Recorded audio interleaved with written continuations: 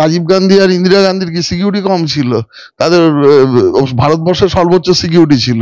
এসব লোক কোনো সিকিউরিটির ধার ধারে? কালকে যে মুখ্যমন্ত্রীর ওপরেও সেই অ্যাটাক নেমে আসবে না কেউ বলতে পারে না। সাংসদ এবং এমএলএ এর এই হাল হতে পারে, এরা মন্ত্রীকেও কিছু মনে করে না। কখন কি ঘটনা ঘটাবে, নোবডি ইজ সেফ হিয়ার। মুশকিল হচ্ছে কেউটে সাপকে আপনি বুঝতে পারবেন, ওকে যতই দুধ কলা খাওয়ান ছোবল আপনাকে মারবে। শোন, এই যে এতদিন ধরে সেই ব্যবস্থা নেয়নি, আপনি বলবেন ইন্টেলিজেন্স ফেলিওর, কিন্তু থানার 100 মিটার দূরে যদি এরকম মানে কেউ বানিয়ে রাখে, থানার কাছে খবর যায় না, এটা খুব আমরা জেগে ঘুমিয়েছিলাম। থানা টিম টিম করে জ্বলছে। থানা স্ট্রেংথ কত? 2 নম্বর হচ্ছে যে থানা এখন চালাচ্ছে হচ্ছে আমাদের এই সিভিক ভলেন্টিয়ার্স, ঠিক আছে। আর 3 নম্বর হচ্ছে থানা এখন পুরোপুরি ডিফাং, থানা নেতাদের কথা ছাড়া কোনোভাবে চলে না। তো থানার সাহস এবং সেই ক্ষমতাই নেই কোথাও কোনো যদি ইনফরমেশন থাকে সেটাকে ওয়ার্কআউট করে দেখার জন্য যে অরিজিনাল কি ঘটনা। দেখলেন তো, করতে গেল পুলিশের ওপরে অ্যাটাক হয়ে গেল। এই ঘটনা আজ থেকে অন্তত পশ্চিমবঙ্গে এটা নতুন ট্রেন্ড নয়, আগেও ছিল, বহুদিন ধরে চলছে। এটা একটা সন্ত্রাসবাদীদের সেফেস্ট করিডোর। এটা যদি অনেক আগে থেকেই এটা আমরা সঠিকভাবে মুভমেন্ট করতাম, অনেক কিছু পাওয়া যাবে। এটা তো অস্ত্র, মানে বিস্ফোরণ, মানে বিস্ফোরক থেকে আরম্ভ করে যে টানেল দেখেছেন, বা বিভিন্ন রকম ড্রাগস বা অন্যান্য যে মানে নারী পাচার থেকে আরম্ভ করে শিশু পাচার থেকে, এই যে ফান্ড গুলো মৃতদেহ পাচার করা হয়, এরকম বিভিন্ন ইয়ে আছে। তারপরে যে কিডনি পাচার করা হতো, এই যে র্যাকেটটা, এটা কিন্তু আন্তর্জাতিক যারা সন্ত্রাসবাদী রয়েছে তাদের ফান্ড রেস করার এটা একটা পদ্ধতি। সাহস বা ক্ষমতা দুটোই নেই। সৌগত রায়কে মানে উনি এই যে জয়ন্ত সিং এর ঘটনার পরে উনি নিজে বলছেন আমার কাছে নিরাপত্তা নেই, রাত্রেবেলা বলেছে গুলি করে দেবো, মদন মিত্রকে থ্রেট দিয়েছে। তো বিরোধ, মানে দেখুন, যখন ভালো লোকের থেকে অপরাধীর সংখ্যা বা যখন যারা সন্ত্রাসবাদী তাদের সংখ্যা বেশি হয়ে যায়, তারাই তখন সমাজকে কন্ট্রোল করতে যায়। তখন যে আমাদের সংসদীয় ব্যবস্থা রয়েছে বা গণতান্ত্রিক ব্যবস্থায় যারা রয়েছে, ইভেন কি পুলিশও এদের থেকে আমার মনে হয় ভয় পায়। সময় আমি দেখুন, মুখ্যমন্ত্রী তো নিজে, ওনাকে সবাই যেরকম ভাবে ইনপুট দেয়, ওনার দলের লোকেরা ধরুন লোকাল লেভেল থেকে বলছেন যে দিদি এটা আমাদের দলের লোক, আমাদের অনেক ইয়ের কাজে আসছে, তার অপরাধের মাত্রা চেপে বা সে কি কি করেছে সেটা ঠিকভাবে তার কাছে রিফ্লেক্ট না করে তাকে দলের সম্পদ হিসাবে বিবেচনা করে তাকে রিফ্লেক্ট করছে। এই করার কি ফল সেটা কুলতলি দেখিয়ে দিল, কিছুদিন আগে জয়ন্ত সিং এর ঘটনা দেখিয়ে দিয়েছে। এরকম প্রত্যেক দিন একটা করে বেরোচ্ছে। এই যে ব্যাপারটা একসময় যে কন্ট্রোলের বাইরে চলে গেছে, এটা কিন্তু সমাজের জন্য অত্যন্ত বিপজ্জনক। আমি এটা দলমত নির্বিশেষে বলছি যে এই ঘটনা যখন ঘটবে, একসময় পুরো অপরাধীরাই আমাদেরকে সুপার পাওয়ার করে নেবে। যেমন আমরা এআই নিয়ে কাজ করছি, কিন্তু এআই একদিন হয়তো মানুষকেও মানে তাকে মানে রোবট মানুষের থেকে শক্তিশালী হয়ে কি হবে, মানুষকে কন্ট্রোল করবে, তখন মানুষকে ধ্বংস করে দেবে। এই ঘটনাই কিন্তু ঘটতে চলেছে। রীতিমতো দেখা যাচ্ছে কুলতলির ঘটনা, হাড় হিম করা ঘটনা, সেই সুড়ঙ্গের হদিশ এই মুহূর্তে পেয়েছেন। কারা পেলো বলুন তো? শেষমেশ গিয়ে পুলিশ পেলো, কিন্তু 100 মিটারের মধ্যে দুটো থানা হওয়া সত্ত্বেও কেন তারা এই হদিশ পেল না বলুন তো? এই প্রশ্ন তো আমাদের জাগছে। দিনের পর দিন এই অবৈধ কারবার চলেছে। কার্যত দেখা যাচ্ছে তারা বোমা গুলি নিয়ে পুলিশকেই অ্যাটাক করছে। এবার কি পুলিশ বুঝবে ইডি হামলাই কেমন হয়েছিল তাদের? এবার কি বুঝবে এই মুহূর্তে দাঁড়িয়ে পুলিশকেও আমাদের রাজ্যে হামলার শিকার হতে হচ্ছে? আমার সঙ্গে রয়েছেন প্রাক্তন আইপিএস দেবাশিস ধর, বিজেপি নেতা, কথা বলবো। সুড়ঙ্গের হদিশ বলছি, পশ্চিমবঙ্গে আর কি দেখবো, কি দেখতে বাকি থাকবে? দেখুন, ওই এতদিনে আমরা ফিলিপিন্স বা অন্যান্য জায়গায়, আফগানিস্তান, এইসব জায়গায় দেখেছি ব্যাপারগুলো, বা এটা হচ্ছে যুদ্ধের একটা ট্যাকটিক্স। বিশেষ করে যেখানে সন্ত্রাসবাদ অত্যন্ত প্রখর, সেই জায়গায় এই পদ্ধতিতে যুদ্ধ করা হয়, এবং যাতে ওখানে যেটা হয় যে বিরোধী শক্তি বা যেহেতু দেখেছেন ওখানে ইসরায়েল বা অন্যান্য সেনারা যখন আসতো, এরা এইভাবে পালিয়ে যেত, বা আন্ডারগ্রাউন্ডের মধ্যে অনেক অস্ত্র শস্ত্র বা সন্ত্রাসবাদীরা বিভিন্ন রকম অন্যান্য যুদ্ধের ট্যাকটিক্সও ইউজ করতো। আপনারা কিছুদিন আগে গাজাতে এই অবস্থা দেখেছেন। তো এখানেও মানে ব্যাপারটা তো কিছু নতুন নয়।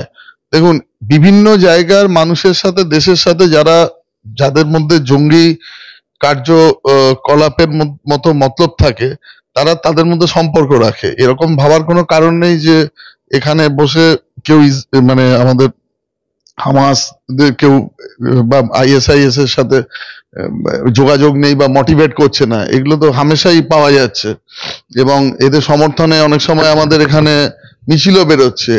সঙ্গে যে স্লিপিং সেলটা যারা কাজ করছে বা বিভিন্ন আরো যে টেরোরিস্ট অর্গানাইজেশন গুলো কাজ করছে, অলরেডি এরা এই ধরনের পরিকল্পনা কিন্তু দীর্ঘদিন ধরে চালাচ্ছে। এবং আমরা ভেবে থাকছি যে পশ্চিমবঙ্গ হচ্ছে খুব সেফ জোন, আমাদের এখানে কিছু হবে না।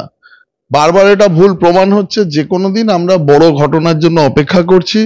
এটা একটা কথাই বলতে পারি যে প্রশাসন এই যে এতদিন ধরে সেই ব্যবস্থা নেয়নি, আপনি বলবেন ইন্টেলিজেন্স ফেলিওর, কিন্তু থানার 100 মিটার দূরে যদি এরকম মানে কেউ বানিয়ে রাখে, থানার কাছে খবর যায় না, এটা খুব আমরা জেগে ঘুমিয়েছিলাম। পুরো ওয়ার্ল্ডের মাথা জড়িত আছে, মানে বিভিন্ন অর্গানাইজেশনের এবং ওয়ার্ল্ডে যারা বিভিন্ন মাথা, তারা বিভিন্ন জায়গায় এই জায়গাকে মানে কোনো দেখুন অস্ত্র কখন বিক্রি হয়, কখন কোন দেশ বা সন্ত্রাস, মানে আমাদের ভারতের ডিফেন্স সিস্টেমকে কেন এত মজবুত করতে হয়েছে, যেহেতু সন্ত্রাসবাদ বেড়েছে। তো সন্ত্রাসবাদীদের যদি ফান্ডিং করে বা তাদের যদি অস্ত্র না কেনানো হয়, তাদেরকেও তো বিভিন্ন দেশ ফান্ডিং করে, তো ইয়ে করে।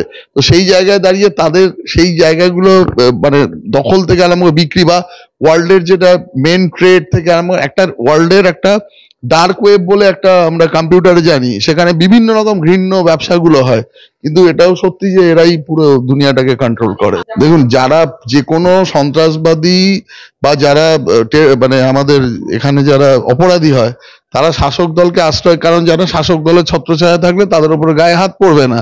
আর দুঃখজনক ভাবে এখানে যেটা হয়েছে যে এখানে জানে শাসক দলের সাথে থাকবে 7 খুন মাফ। এরা ইচ্ছা করেই কিন্তু নিজেদের শাসক দলের আশ্রয় নিয়ে এসছে এবং এর জন্য পুলিশ কোনো ভয়ে কোনো অ্যাকশনও নিতে পারেনি।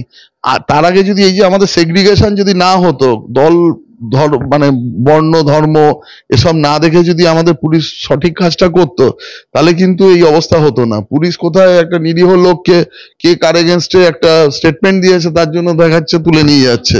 আর এত বড় বড় অ্যাক্টিভিটিস হচ্ছে, এটা ভাবার কোনো কারণ নেই যে এরা নিজেদের মতো কাজ করছে। এরা এরা পুরো চাইছে, এরা বিভিন্নভাবে ফান্ড পাচ্ছে বাইরে থেকে এবং তারা এছাড়াও এরা শাসক দলের আশ্রয় নিচ্ছে নিজেদেরকে সেভ করার জন্য।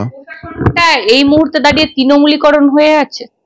শাসন অনেকদিন আগেই, মানে যে শাসক দলই ছিল, আমি লেফট ফ্রন্টের সময় ছিল, তারাও মানে হয়তো এখানে কম স্কেলে হতো, এখন সেটা আরো বেড়ে গেছে, কিন্তু তারা বরাবরই শাসক দলকে আশ্রয় নিয়েছে। এটা তৃণমূলীকরণ না, আমি বলবো যে প্রশাসন যে দল ক্ষমতায় রয়েছে মানে এই দুটোকে ইউজ করে অপরাধীরা নিজেদের কাজ চালিয়ে যেতে চাইছে। রাশিয়াকে টাইট করার জন্য আমেরিকা ওসামা বিন লাদেনকে এক সময় তৈরি করেছিল, যে রাশিয়াকে কন্ট্রোলে রাখার জন্য ওই যে পুরো জোনটা ছিল, ওই জোনটা দিয়ে প্রচুর ড্রাগস এবং অনেক কিছুর মানে অর্থনৈতিক ব্যবস্থা আছে, সেটাকে কন্ট্রোল নেওয়ার জন্য করেছিল এবং রাশিয়া যাতে না বারবারন্ত হতে পারে। সেই ওসামা বিন লাদেন কিন্তু আমেরিকার বুকে এত বড় হামলা ঘটিয়ে দিয়েছিল 26/11। তো সেই যে ঘটনা ঘটিয়ে দিয়েছিল, একদিন কোনোদিন তারা এটাও জানতো না যে তাদের মানে সব থেকে বড় তাদের শত্রু হয়ে উঠবে ওসামা বিন লাদেন। সেই ওসামা বিন লাদেনকে কন্ট্রোল করতে গিয়ে তাদের এত কিছু করতে হলো।